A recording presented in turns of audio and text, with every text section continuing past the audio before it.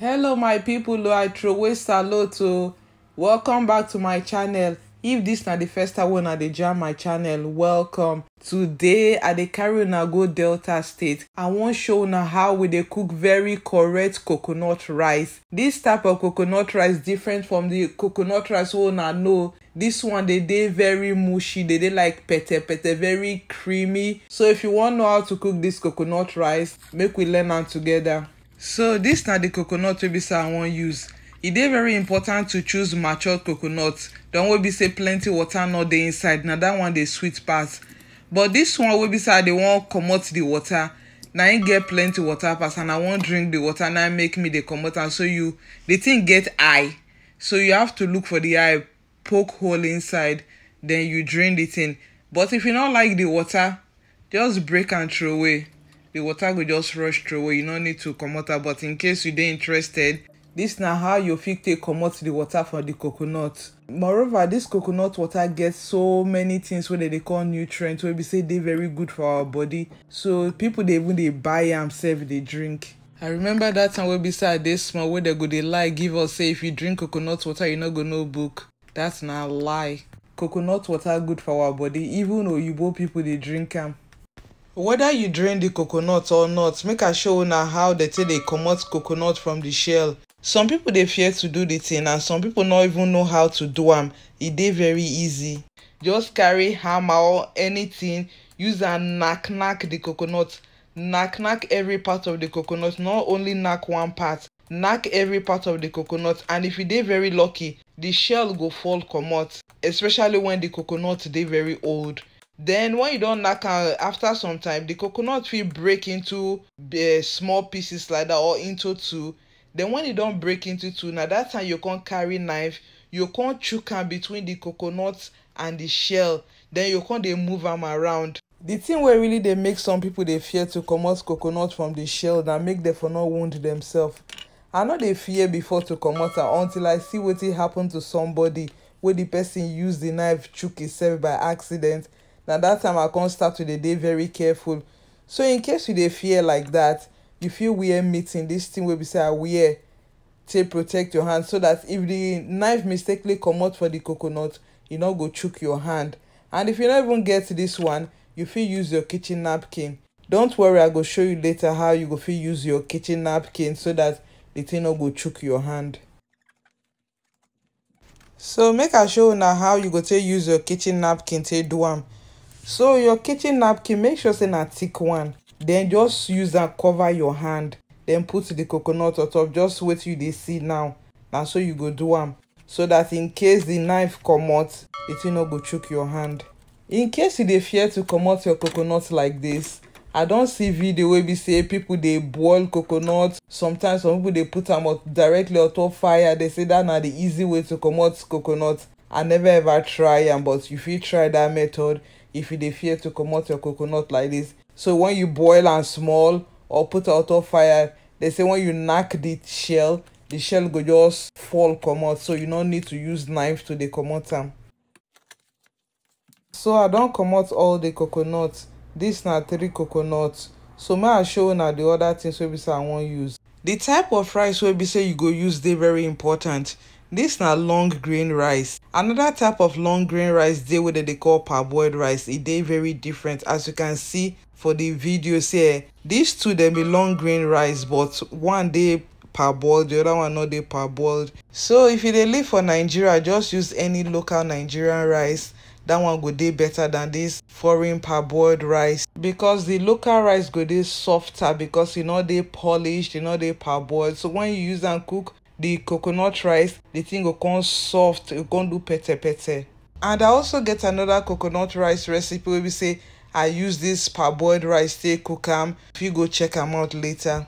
The other things wey be say I go use na pepper, 1 big onions, then I go still use salt and Maggi cube or seasoning cube. I go still use banana leaf.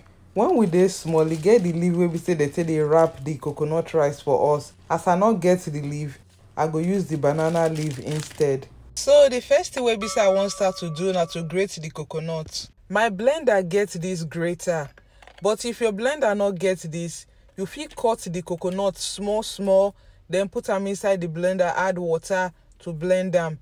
And if you also get grater, you fit grate am with your hand, but only say na plenty work be that, if not na the same thing. The good thing about this my blender be say you no need to add water. Just push and go. E just be like food processor. If you get food processor wey get this type of grater, you fit still use am. So my blender na blender/food processor. Before I forget, if this na the first time wey you dey jam my channel, or you don dey watch my videos and you never subscribe, na God I take beg you, click that subscribe button and also that bell. Click am so that anytime wey be say I post video, they go just send a notification, come give you say I don post video, make you come watch. So abeg, subscribe, like, share the video, and not forget to click that bell. Thank you, and may God continue to bless una. One problem with this my grater be say e no dey grate all the coconut sometimes, so some dey escape. So what I dey do, I go come go inside, come dey check, dey look for the one be say no grate, I'll comot them, I go come blend them again. Not get me wrong, the blender dey very good, e dey grate the thing well. Now let's say sometimes when the thing don slim well, e go come dey escape. After I don select and finish, I go come add water, blend am. Time don reach to comot the coconut milk, so I go pour hot water. When we dey grow up now, hot water or very warm water now we dey take the extract, and don't be say you go fit put your hand inside. So I go pour am inside, turn am, then I'll come extract am. We no dey use the full coconut and everything till they cook the coconut rice, na the coconut milk, so you have to extract am. The cloth wey be say I dey use then na chiffon material. If you use any cloth wey be say you fit take use take squeeze the milk comot.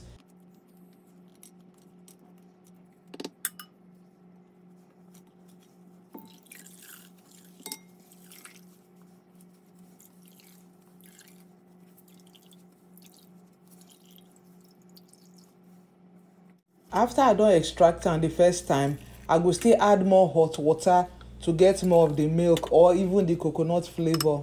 Na still the same thing wey I do for the first time, now I dey wan do now. So after I don put am like this, I'll come squeeze out the milk as I show you the first time.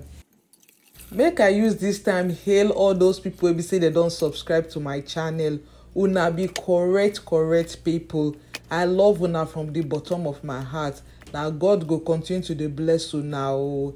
After you don squeeze out all the milk finish, the chaff wey remain, not throw am. You fit use am do coconut flour, but me, I wan use my own do coconut candy, and I go leave the link on how I take do am for the description box. If you dey interested, you fit go check am out later. This na wetin the thing look like after I don make am, and I go leave the link inside the description box after I don post the video. So back to the coconut milk wey be say I extract. So what I go do, as the thing don settle and the cream don dey the top, I go come gently comot the creamy part. Then the remaining part, now I go take cook the coconut rice first. Then I go show you how I go take use this other part later. Time don reach to cook the coconut rice. The first thing wey be say I do, I go first boil some water, and when the thing don boil, I go come add the rice. I'll come cover am. I go let am cook for about 5 to 10 minutes or even 15 minutes sef. After 5 minutes, I go wash the rice until the water don clean. After I don drain all the water, I go come put the rice for the pot, then come add the coconut milk. Now only the coconut milk now you take cook the rice. Then I go come add the onions like this. I no go grind them. Then I add the pepper too. I no go grind pepper. Then I go add the seasoning cube and salt. Anybody wey be say don't see Delta coconut rice or don't even taste am, go know say na pure coconut they take dey cook the thing. When you eat am, na coconut flavor and salt now you dey taste, and it dey very sweet. They no dey put pepper, onions, all those things.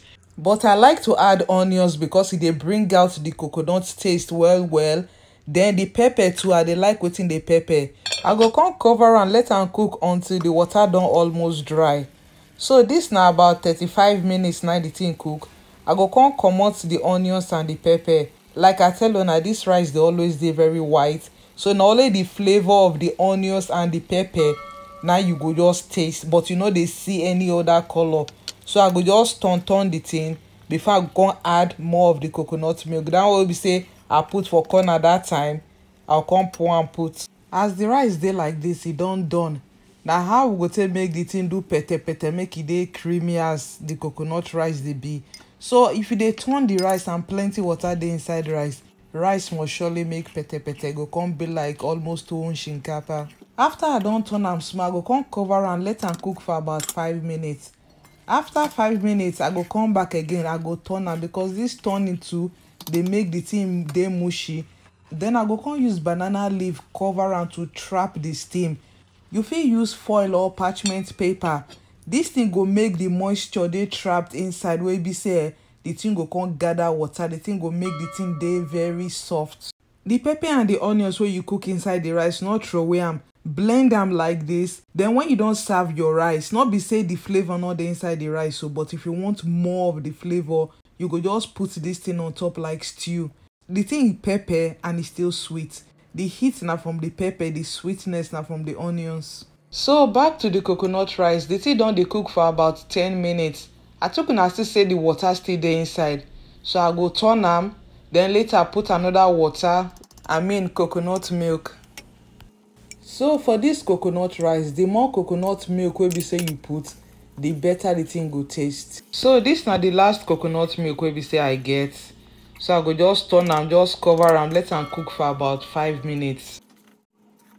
So food don ready, my people. Like I tell una before, the rice don done tey. We just want make you do pete. See, if you taste this rice, you no go believe wetin you dey taste, because you go dey wonder where the taste come from, because the rice just look white, plain, mushy, but the taste, oh my god. Abeg, if you try this recipe, come back and tell us whether the thing sweet or not. That time wey be say we dey small, na one leaf na dey take dey wrap the coconut rice for us when we buy am, and the flavor of the leaf dey enter the coconut rice too. As I no get am, na banana be the next best thing to use. I think una don see as I wrap am. Beside the leaf, make I show una another way be say na fit take enjoy the coconut rice.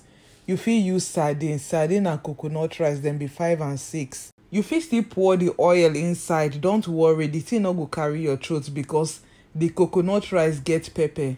And if the coconut rice not pepper rich for you, and you no want use the other sauce wey be say I make, you fit use chili oil.